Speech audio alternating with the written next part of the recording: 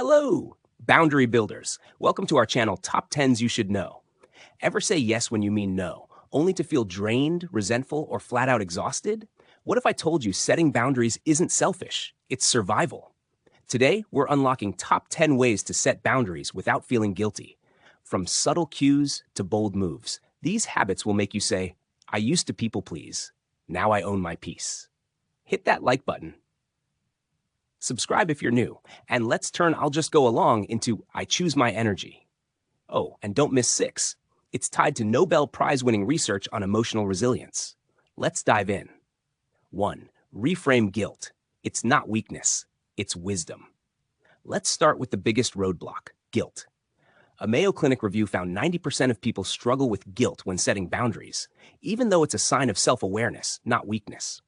Here's my ritual. I used to spiral over guilt until I reframed it as, this is my brain protecting me from burnout. One viewer wrote, I felt guilty saying no to my mom's requests until I realized it's love, not rejection. Another said, I stopped calling myself a bad friend and started saying, I'm learning to protect my energy. Science snack. Guilt activates the anterior insula, the brain's I care center. It's not bad, it's just misdirected. Pro tip, write down your guilt. Then ask, is this helping me grow or holding me back? 2. Use the broken record method. Say it again, calmly. Raise your hand if you've ever caved after someone nagged you. The broken record method is genius. Repeat your boundary calmly, no matter how many times they push. A Forbes leadership coach found this reduced emotional manipulation by 70%. Here's where it gets real. I used to argue with my sister over holiday plans. Now I say, I said no, I won't repeat myself. One viewer raved, I kept saying, I can't help today, and now my coworker respects me. Science snack. Repetition trains the brain to expect consistency. It's why kids learn from repetition. Pro tip, pair with silence. Don't explain or apologize. Just repeat. 3. Practice the gray rock method. Fade into the background. Raise your hand if you've ever been guilt-tripped into a decision. The gray rock method is genius. Act emotionally uninteresting, like a gray rock. A therapist's guide to emotional detachment found this cut manipulation by 80%. Here's my ritual. During a passive-aggressive convo, I keep responses short and neutral. That's interesting. One viewer wrote, I became a gray rock and the gaslighter left me alone. Another said, I stopped engaging with drama and now I sleep better. Science snack. Toxic people crave reactions. Starve them of drama. Pro tip, avoid oversharing. Keep updates vague. I'm fine, thanks.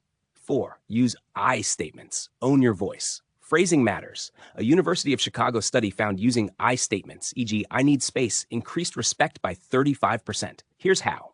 Avoid blame. I need rest versus you're smothering me. One viewer wrote, I said, I'm exhausted. I'll text you tomorrow, and the guilt trip stopped. Science snack. I language takes ownership and reduces defensiveness. Pro tip, pair with body language. Open palms, steady eye contact. 5. Create a boundary script. Prepare your words in advance. Ever freeze when someone pushes your limits? A Harvard Business Review study found people who pre-wrote boundary scripts stuck to them 80% more. Here's my ritual. I keep a note on my phone. I appreciate your trust. I'll help next week. One viewer raved, I scripted my response to family drama and now I stay calm. Another said, I wrote a no late night calls rule and finally sleep. Science snack. Preparing scripts reduces anxiety. It's like mental armor. Pro tip. Keep it short and neutral. I've made my choice. I won't repeat myself. 6. Focus on self-compassion. Be your own best friend. Raise your hand if you've ever called yourself a terrible person for setting limits. A University of Texas experiment found people who practiced self-compassion recovered from guilt 40% faster. Here's where it gets real. I used to beat myself up for saying no. Now I say, you're human. You're protecting your peace. One viewer wrote, I stopped calling myself selfish and started saying, I'm learning. Now I feel lighter. Science snack. Self-compassion boosts oxytocin, the same hormone from hugs and love. Pro tip, ask, would I say this to my bestie? Number 7. Build a support network. Rise together. Ever feel like you're walking through fire alone? A Harvard T.H. Chan School report found people with strong support systems were 3x more likely to stick to boundaries. Here's my hack. I scheduled weekly check-ins with a mentor. Result? My confidence soared. One viewer wrote, I shared my guilt with my partner, and now we protect each other's energy. Another said, I told my sister I needed space, and she helped me hold it. Science snack. Social support reduces cortisol by 25%. Stress's secret killer. Pro tip, join online communities or local meetups. 8. Celebrate small wins. Momentum perfection. Charismatic people don't wait for life-changing moments. They celebrate every win. A Psychology Today experiment found celebrating progress boosts motivation by 50%. Here's my ritual. I keep a boundary win jar with sticky notes. One viewer wrote, listing tiny wins made me realize how unstoppable I am. Another said, I now celebrate saying no to late-night emails, and my inbox is clear.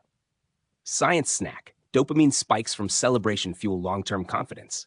Pro tip, share wins with a friend. They'll cheer you on. 9. Cold exposure. The Nobel hack for resilience. Okay, this one sounds wild, but hear me out. Nobel Prize-winning research on cold adaptation found short bursts of cold, like a 30-second splash, boost brown fat, which sharpens focus and builds grit. When I had a tough conversation to have, I did a cold plunge. Result, my mind stayed sharp. I stood my ground. One viewer wrote, I power pose and cold dip before calls and feel unstoppable. Science snack. Cold exposure activates norepinephrine, a hormone that zaps mental fog.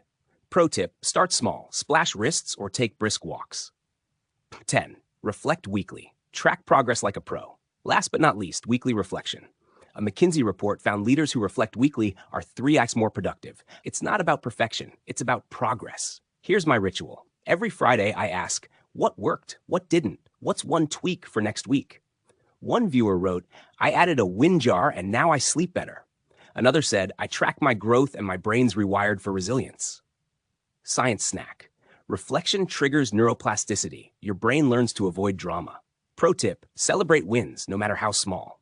Which tip hit home? Was it the broken record method, the self-compassion shift, or maybe the support network that made you say, I've been doing this wrong for years? I love hearing your stories, like the viewer who said, I used the gray rock method and now I'm free. Or the one who wrote, I stopped apologizing for my limits and now I feel unstoppable. If this resonated, hit that like button. It tells the algorithm to share this with more people who need it. Subscribe if you're ready to grow with me, and tap the bell so you never miss a tip. Until next time, remember, boundaries aren't walls, they're bridges to self-respect. You've got this. Now go out there and protect your peace. Talk soon. Hey, before you go, let's make this personal. Which habit are you adding to your routine tonight? Was it the broken record method, the self-compassion shift, or maybe the boundary script that made you say, I've been people-pleasing forever? I love hearing your wins. Like the viewer who said, I set a no late-night calls rule, and now I sleep like a baby. Or the one who wrote, I celebrated saying no, and my confidence